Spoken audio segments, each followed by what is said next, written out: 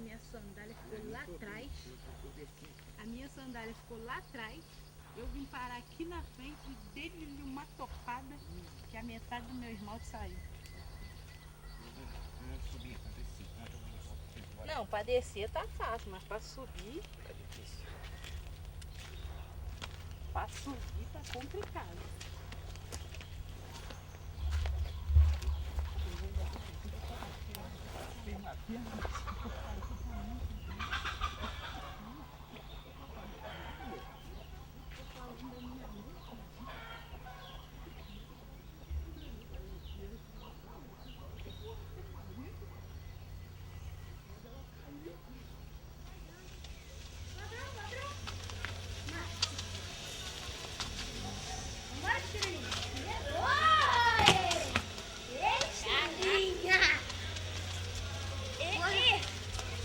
Nossa, eu nunca tomei uma caneta tão feia assim.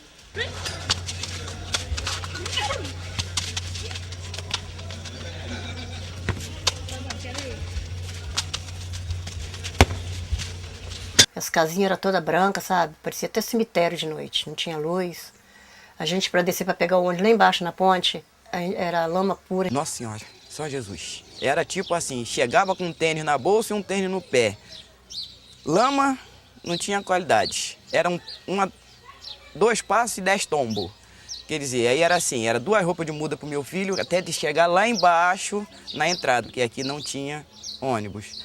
Aí era assim, ele tomava 2, 3 tombos, então eu tinha que ter 3, 4 peças de roupa dentro da bolsa para poder chegar lá embaixo, trocar tudo, trocar tênis, enfiar o lama dentro da bolsa, chegar no serviço, lavar para trazer de volta para usar no outro dia. A gente fazia assim, para sair, a gente saía com um sapatinho ou um chinelinho, levava uma garrafinha d'água, um paninho velho e outro calçado, para quando chegasse lá no ponto do ônibus, tirar aquele chinelinho velho, lavar ou limpar o pé, calçar um outro calçadinho, porque era lama pura. E para voltar para casa era a mesma coisa. Compra, quando tu ia fazer compra, o ônibus te deixava lá embaixo. Aí tu vinha aquelas bolsas pesadas de compra, era um passo para frente, 2 para trás. Um para frente, 2 para trás. Que a gente vinha patinando na lama, escorregava muito. Entendeu? Foi muita dificuldade. Até eles calçar foi difícil. Demorou? Nossa, mãe do céu, amassei muita lama aqui, foi anos e anos. Amassando lama e carregando água. Foi melhorando uns pouquinho, porque aí era assim, eles vinham e faziam um pedacinho. Aí falava que ia voltar e não voltava. Aí voltava só depois de 1 ano e pouco, 2 anos. Mas para fazer isso aqui custou, demorou, não foi fácil não. Demorou bastante. Tu saía de casa limpinho, com tênis e tal, não tinha água dentro de casa, mas a gente carregava água, então dava um jeito lá. Aí quando chegava lá embaixo, se estivesse chovendo, tu estava todo atolado de lama. Aí tu chegava na biquinha lá embaixo, tinha uma biquinha, atravessando a pista lá embaixo, aí fazia até uma filazinha para limpar não limpava seu tênis, quem gostava de limpar, né? Porque quando chegava lá fora, onde você tivesse que chegar no colégio, no trabalho, o pessoal já logo olhava pro teu pé e falava assim, tu mora em Madame Machado? Pô, porque era inevitável, cara, não dava pra não esconder isso não. Eu não sabia nem onde era Madame Machado. Porque esse nome Madame Machado era ótimo, né? Quer dizer, possivelmente a gente tem até querido politizar um pouco essa história, né? Com a ocupação 1º de maio. Mas do ponto de vista do imaginário produzido, Madame Machado é o que fica, né? na história. A noite de 1º de maio é uma grande saga que merece ser contada.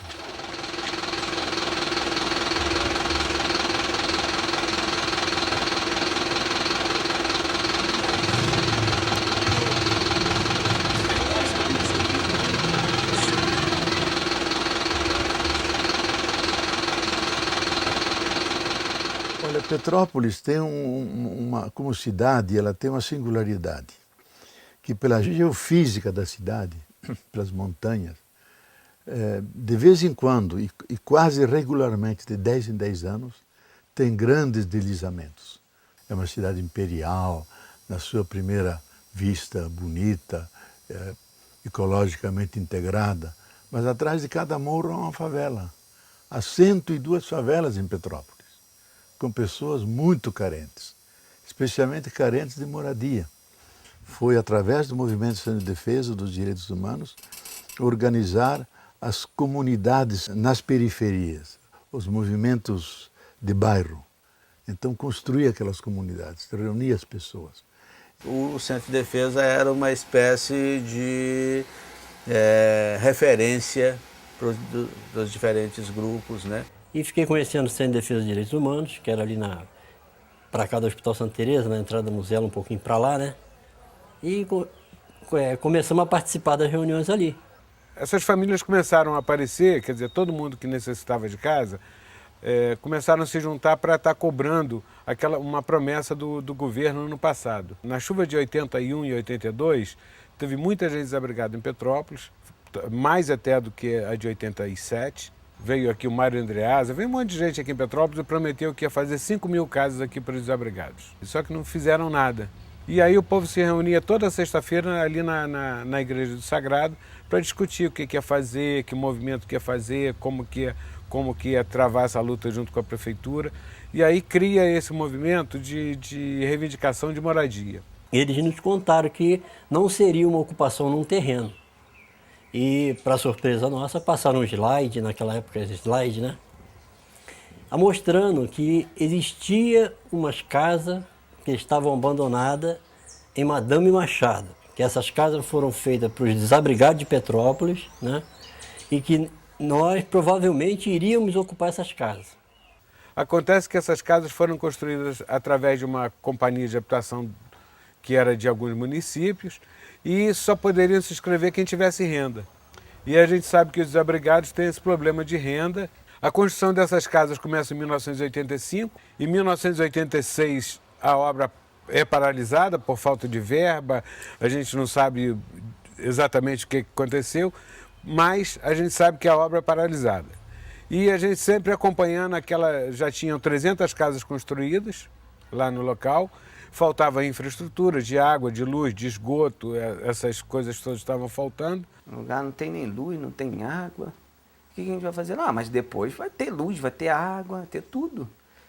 Aí, mas eu com 13 anos, né? Eu acompanhava minha mãe porque, pô, vi que ela tava querendo, né? Tava guerreando ali e tal. Aí eu fechei com ela, nesse período eu fechei com ela, né?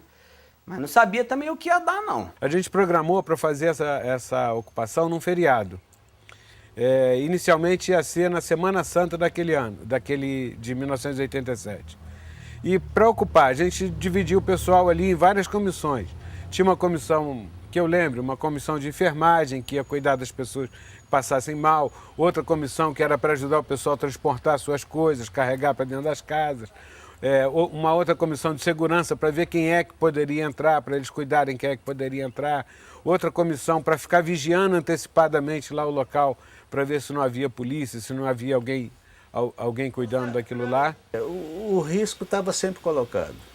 Foi um embate mesmo político, assumido com toda a clareza, porque quando se chegou na ocupação, isso foi precedido de um tempo longo de preparação, de reuniões de diferentes grupos, para que você, inclusive, não levasse para dentro da ocupação disputas, né? Quer dizer, o que estava em disputa ali era a conquista de moradia. Foi combinado que as famílias maiores ficariam nas casas maiores, nas casas que têm 2 quartos, e as famílias menores ficariam nas casas que são kitnets, nas menores. Aí uma semana antes do feriado 1º de maio, que calhou numa sexta-feira, aí no dia 30 de abril a gente resolve ocupar. Aí foi até a minha ex-cunhada que ficou sabendo que o CDDH estava fazendo umas inscrições para a gente vir para cá. Aí ela foi e me chamou. Aí eu fui junto, tá? Aí chegando lá, nós encontramos com o Serginho, ela fez a inscrição dela e calhou que nós fizemos a inscrição num dia e no outro já era para vir para cá. E aí fomos ocupar, o pessoal marcou um ponto de encontro espalhado naquela estrada. O ponto de encontro seria espalhado naquela estrada que vai para Teresópolis, ficando até Benfica, para o pessoal não ficar tudo junto, para não ficar chamando atenção. E aí marcamos que 8 horas da noite, ou 9 horas da noite, eu não me recordo, que todo mundo iria sair em comboio e ia para o local. Nós só arrumamos uma garrafinha de café, uma lanterninha. Aí veio eu e ele para cá. Nós viemos de ônibus, né? Claro, minha cunhada e meu cunhado também. E o ônibus tá andando, e nós estamos, motorista, onde é que é? Madame Machado, motorista. Que era um ônibus só, né? Pegava lá fora e ele trazia a gente até aqui. Aí chegando ali embaixo, ó, gente, é por aqui mesmo, ó, há um tumulto ali na frente ali. Já tinha tanta gente. E caminhonete, e caminhão lotado de móveis, que a gente já trouxe tudo de uma vez só. Então aqui era um breu, era muito escuro. Eu tinha na época um fusquinha de 4 portas, né? Nós, quando chegamos ali onde é o Bramil ali, o carro abriu a porta, as panelas rodou tudo no meio da rua. Tivemos que parar e viemos embora, que não sabíamos onde era a Madame Machado.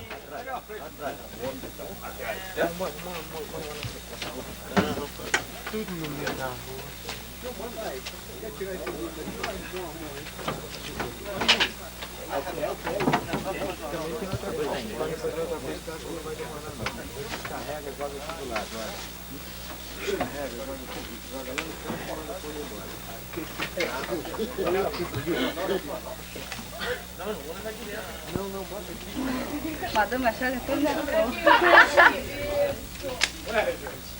Dá um sorrisinho, Regina. Eu vim para cá com 12 anos. Eu cheguei aqui meia-noite. Veio eu, minha mãe, viemos tudo numa Kombi. Aí a gente descemos ali na porteira, porque tinha que descer ali para esperar da meia-noite para a gente entrar aqui para dentro. Aí nós entramos, aí quando chegou aqui foi um tumulto danado. Cada família já sabia qual casa que deveria ocupar, porque as de cima foram feitas para os desabrigados de Petrópolis. Então nós não éramos para ocupar aqui embaixo.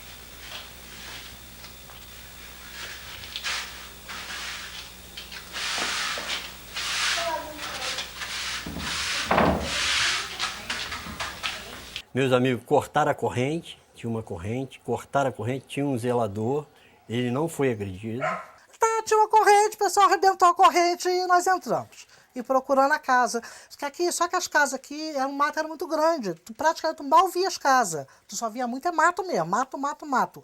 A estrada não era rua, era um trilho com muito mato. Capim melado, muito capim melado, era tudo coberto. Então para você entrar numa casa dessa, você tinha que abrir um mato assim para poder entrar. Esta casa, por exemplo, que eu estou hoje, o cipó entrava pela porta da sala e saía pelos vasculhantes do banheiro, da cozinha.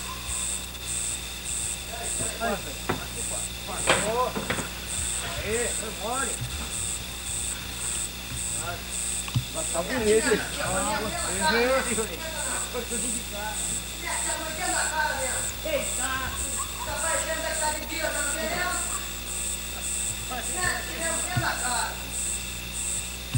Tá jóia, beleza pura, pode pagar se quiser. Aí nós achamos essa casa no meio do mato, assim, nós fomos no meio do mato, assim, um negocinho branco ali, era uma casa. Aí, porra, nós acabamos de roçar, não sei o quê. Aí o esquema ali era ou meter o pé ou meter a chave de fenda e abrir, porque todas as casas tinham porta, janela, tudo direitinho, só que era o mesmo padrão, né? Janelinha quadradinha, aquela porta pintada de azul, aquele cheiro. Me lembro daquele cheiro até hoje, né? Porque quando abre a casa, tinha um cheiro, uma umidade. E a casa, eram todas as casas com esse cimento grosso. Aí dava uma umidade, e aí tinha casa que tinha aranha, tinha cobra, né? A nossa não, a gente não encontrou nada disso não. Aí nós metemos o pé, entramos, aí, pô, lembro que minha mãe pegou um lampião lá, acendeu. Aí nós falamos, a mãe, aqui tá legal, aqui tá melhor essa casa aqui.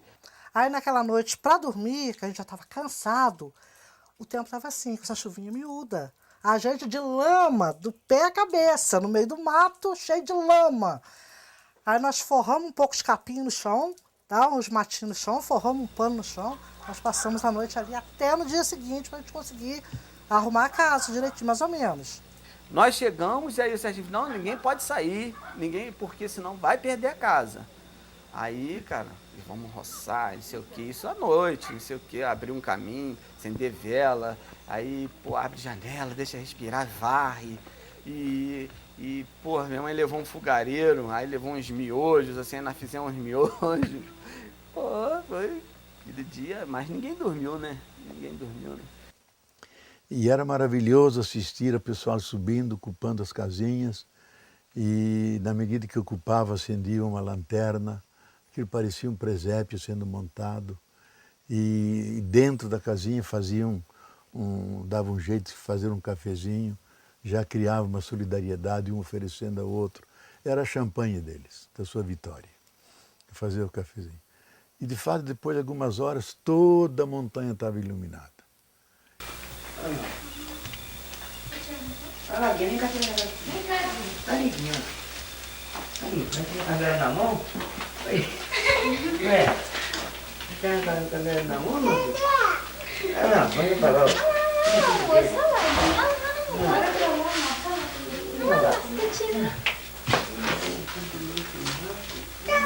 Olha para lá.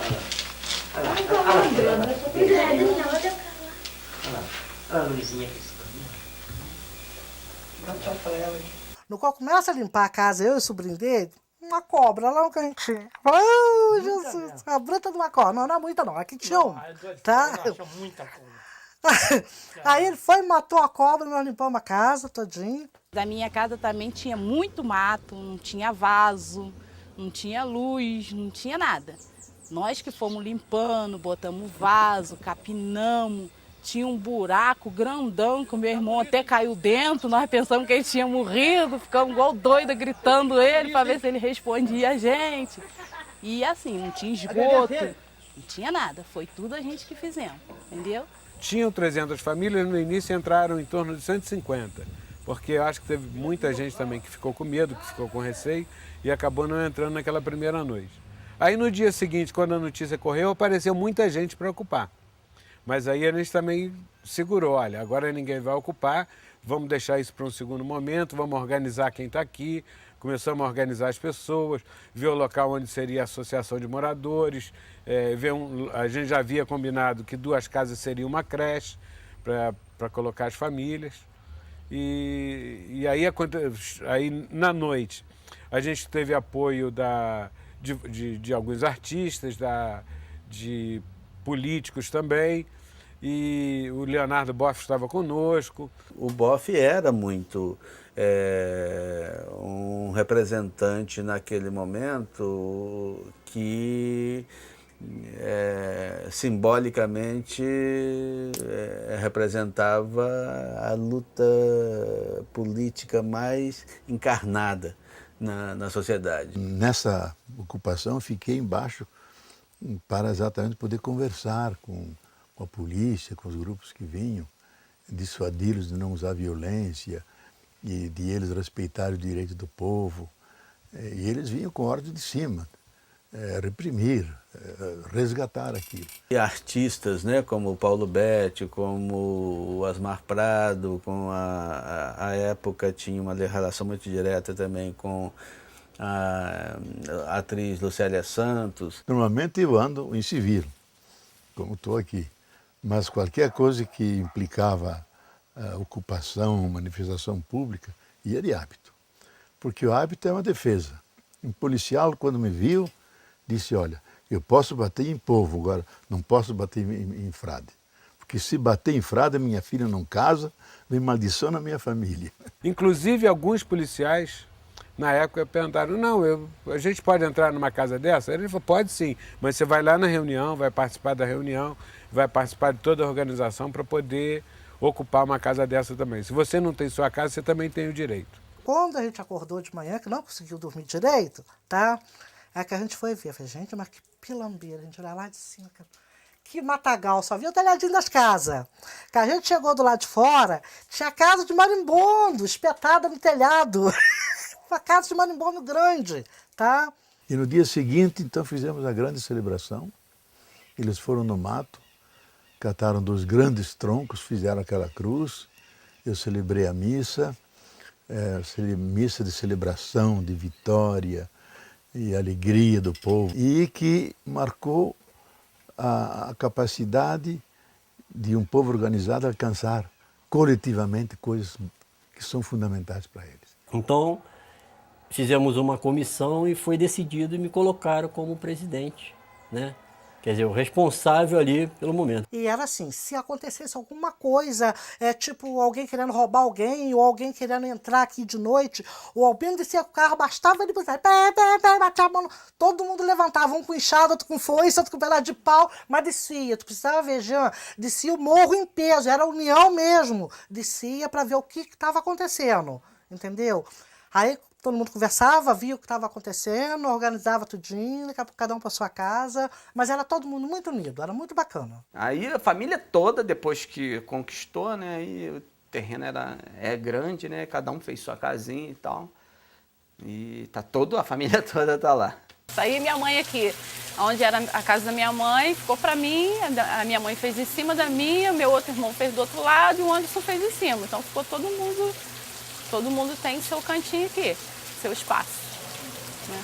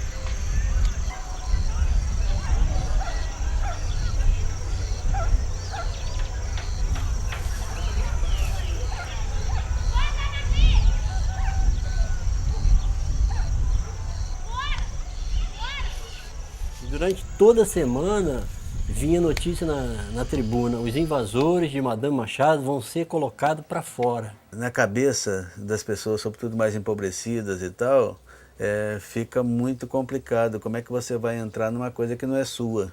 E até aqui mesmo, na comunidade, do bairro, né? Madame Machado, nós era muito mal visto, né? Como assim, discriminado, né? Não era uma invasão, era uma ocupação, realização de um direito, de algo que tem que ter um sentido social. Naquela época a Caixa Econômica, a Confluab vieram também, participaram da reunião ali embaixo, e eles queriam nos dar madeirite, um terreno, e eu disse o seguinte, que nós não iríamos aceitar. Já que viemos para lutar, então nós iríamos lutar até o fim. Porque eles alegavam que as casas de baixo não foram feitas para os desabrigados de Petrópolis, e sim para os mutuários.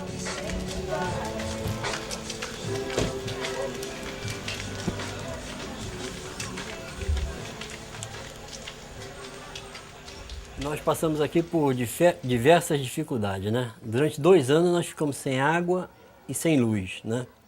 E inclusive aqui eu fui o segundo a furar poço. E quando eu consegui encontrar água, eu nunca tinha furado um poço, com 14 metros, né? Foi uma alegria muito grande. E as pessoas faziam fila desde lá de trás, onde é o poço, até aqui na rua. Muitas vezes a minha esposa tinha que entrar na fila para poder apanhar água. A água, a chuva ajudava e enchia uma caixa no chão para tomar. A gente carregava de morro acima. Então era uma luta. 5 horas da manhã tinha que estar lá na fila dos tanques para poder entrar na fila, porque era muita gente na fila. Era lata d'água de um lado, era bacia do outro, e aquela monte de gente naqueles tanques, e todo mundo esfregando roupa. Falei, ó, sinceramente, hoje isso aqui tá rico, porque era uma pobreza só. Era uma confusão danada, né? O pessoal lavando roupa ali, às vezes era briga, fofoca, sabe? A gente pegava a água lá para carregar para casa, a gente lavava a roupa lá. Aí até organizar tudo, rede de esgoto, entendeu? Água para carregar lá de baixo era muito penoso, que tinha que carregar água para beber, água para dar banho nas crianças, tomar banho, água para cozinhar. Eu, inclusive, o primeiro mês, eu não trouxe nem meus móveis para cá, não. Aí a gente cozinhava no fogãozinho de lenha, tá? A gente catava lenha no mato, fazia no fogãozinho de lenha. Alguma coisa eu levava, fazia na casa da minha cunhada lá embaixo. Assim, o primeiro mês foi difícil. Aí depois que a gente foi começando a se organizar devagarinho. Quem tinha um lampião desse a gás, ou aquele lamparina a gás, era rico. Praticamente, pô, vamos dizer assim, né? O cara, pô, porque era só pobre, cara, só muito pobre mesmo. E o lampião a gás tava aquele clarão assim, bonito, né, cara? Aí todo mundo foi comprando essas lamparinas, pô, que também era caro, mas não era tão caro, né? Porque a maioria usava vela mesmo, botava as velas e tal. Aí ficava aquela, tu passava assim, só via vulto, porque não tinha, né, tu não tinha como conhecer uma pessoa de longe, só o vulto, tu via aquele maluco vindo assim, tinha gente, o troço ficou tão coisa que eu falava, eu já conhecia as pessoas pelo jeito de andar, falei assim, que dali é o Pato Rouco, eu já conhecia assim, né, porque o jeito de andar, mas só via o vulto, não tinha luz, né. Quando passou a gambiarra aqui em frente à minha casa, foi onde eu pendurei na luz. E a dona até veio querer achar ruim comigo, porque eu não paguei nada. Falei, poxa, se eu dou água pro pessoal, você não pode me dar um pouquinho dessa luz? Depois veio a época do gato, né? Teve um gato lá sinistro também, porque aí, alguns meses depois, não sei se foi anos ou foi... foi uns 2 anos depois que nós invadimos, aconteceu o lance de uns gatos lá que puxamos fio de lá de baixo, do poste lá de baixo, veio puxando. Um dos primeiros foi lá em casa, minha mãe, as mulheres lá eram guerreiras. Tinha minha mãe, dona Célia, aí tinha uma Aparecida lá, que também era guerreira também. E elas botaram, incentivaram a fazer, vamos fazer um gato aí então, já que eles não querem botar a luz, então vamos fazer um gato. Aí começou um fiozinho, outro, porra, daqui a pouco todo mundo querendo fazer, porque todo mundo vinha, pô, quando acendeu a luz, falou, pô, eu quero também, né? Aí o outro, pô, como é que faz? Tem que instalar lá embaixo. Aí tinha um maluco já específico para poder botar lá o gato lá, né? E a luz lá de baixo da Madame Machado de baixo começou a cair, porque ficou sobrecarregado, né? Porque o pessoal lá de baixo nem vai com a cara da gente, que eles falam que a gente só viemos para cá para acabar com a vida deles, mas muito pelo contrário, a gente viemos para cá para melhorar a vida deles, porque aqui só tinha um ônibus, hoje tem 4. Na época, quando eu vim para cá, aqui só tinha um ônibus, que era só um Madame Machado. Hoje aqui tem 4 ônibus, 2 de baixo, 2 de cima e 1 de lá de cima, que é o pequenininho que faz a volta lá em cima. Quando nós viemos para cá, aqui não tinha calçamento, não tinha luz, não tinha água. Hoje a gente temos água do Imperador, tem água da mina, tem pessoas que têm poço. Não tinha posto médico, agora tem, só não tem médico. Não tinha creche, agora tem. Mercearia, só tinha uma, que era lá embaixo, e a do Nandi. Hoje nós temos duas mercearias aqui dentro, temos 2 padarias, sendo que uma não é daqui de dentro, que é da porteira para fora, mas é daqui de dentro, né?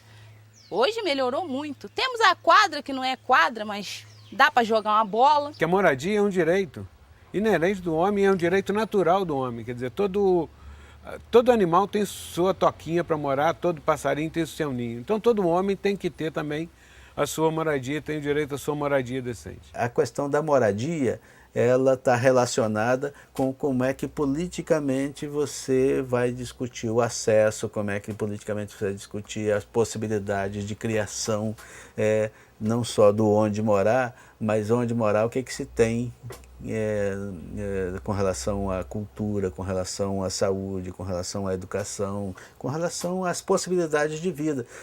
Porque alguém está seguro mesmo é quando ele está no lugar bem de morar que corresponde àquilo das necessidades dele. Eu acho que a cidade inteira, que é uma cidade muito conservadora, seja pela tradição imperial, seja pela burguesia do Rio, que faz aqui Petrópolis lugar de descanso, e não tem mobilização. E a cidade ganhou certo ânimo, e certo sentido político, e político em termos de cidadania, de consciência, de luta. Ele tem que sair na foto mesmo, porque, ó.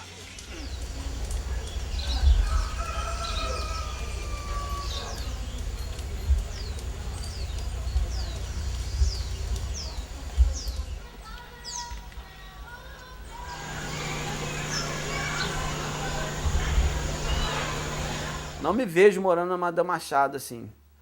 Não porque eu não gosto da Madame Machado. É porque realmente falta um pouco do, sei lá, poder público chegar, dar uma, entendeu? Dar uma finalizada, né? Porque mudou muita coisa para melhor, mas falta muita coisa. Então, a gente que tem filho, né? Hoje eu tenho a família e eu não... Tem certas coisas que não dá para os nossos filhos ficarem vendo, entendeu? E lá tem muito isso, né? Como todo lugar. Ah, eu gosto muito daqui. Apesar de algumas coisas que venham acontecendo, mas eu penso para mim que todo lugar acontece alguma coisa. Não sei, às vezes eu tenho, mas assim, acho que aqui é a minha raiz, né? Não tem... Às vezes a gente tem vontade por ver tantas coisas assim que a gente não gostaria de ver. Mas... Eu, sinceramente, eu já até falei aqui, eu jogo muito, mas se um dia eu ficar rica, eu vou tentar comprar um terreninho fora da comunidade, porque aí eu vou ficar rica, não vou poder morar aqui dentro, que aí é para quem não pode. Eu vou comprar um terreninho aqui por perto mesmo, dentro da Madame Machado, e vou fazer uma casinha para mim e vou continuar por aqui, porque eu gosto muito da Madame Machado. Sinceridade, eu não. Eu não gosto daqui, continuo gostando daqui, adoro aqui, gosto muito mesmo. Gosto sim. Só depois que eu morrer mesmo. Sai não. Minha filha quer que eu vou para Búzios, eu não quero ir. Não vou não. Búzios é uma beleza que lá. Fiquei uns 20 dias lá, né?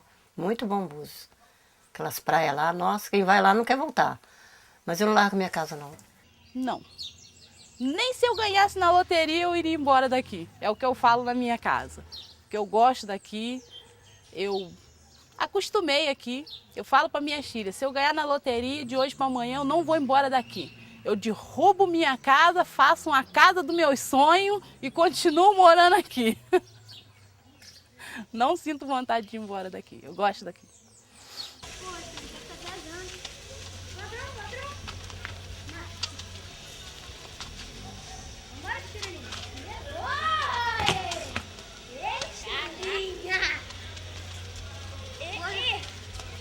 Nossa, eu nunca tomei uma caneta tão feia assim. Mesmo com seus próprios meios, com suas organizações, está encontrando soluções pacíficas, organizadas e que venham mostrar que o Estado está deixando num grande descaso toda essa situação do povo e obriga o próprio povo a fazer ocupações. Ele não gostaria de invadir, de ter que se organizar para pegar casas que foram construídas para o povo, mas não são entregadas ao povo. Ele está ocupando por extrema necessidade de vida, para proteger os seus filhos, por ter onde morar, dormir. Companheiro, a casa de vocês é muito lá em cima? A casa de vocês é muito lá em cima? É. É? Muito longe daqui? Lá em cima mesmo ou aqui no pé, perto? É ali em cima, ali, lá naquela rua.